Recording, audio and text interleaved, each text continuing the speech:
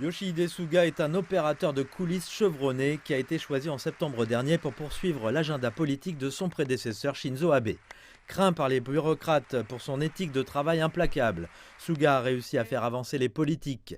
Les critiques disent qu'il est plus un Premier ministre administratif qu'un politicien typique. En un an, Suga a mené à bien des programmes clés qui n'avaient fait aucun progrès au cours des 10 années précédentes. Il a fait avancer les choses. Mais pour le public, Suga manquait de charisme et ne semblait pas être un leader empathique.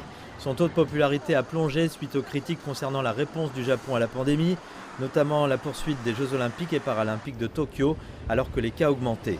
La désapprobation était en partie due à sa façon pauvre et monotone de parler en public, citant souvent les autres plutôt que d'utiliser ses propres mots dans ses discours.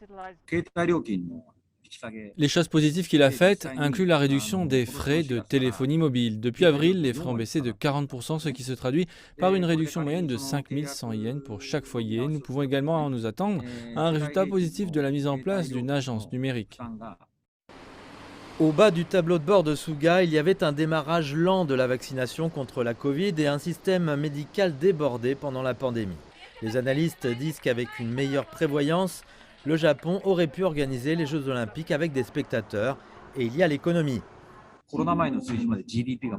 Des pays comme les États-Unis ont retrouvé leur PIB au niveau d'avant la pandémie au deuxième trimestre, mais le Japon a prolongé l'état d'urgence la majeure partie de l'année. Le gouvernement a déclaré que l'économie pourrait se redresser d'ici le dernier trimestre, mais ce sera probablement dans le courant 2022. Les analystes disent qu'il est important que le prochain cabinet poursuive les politiques vertes et numériques de Suga et mette l'économie sur la bonne voie pour la reprise.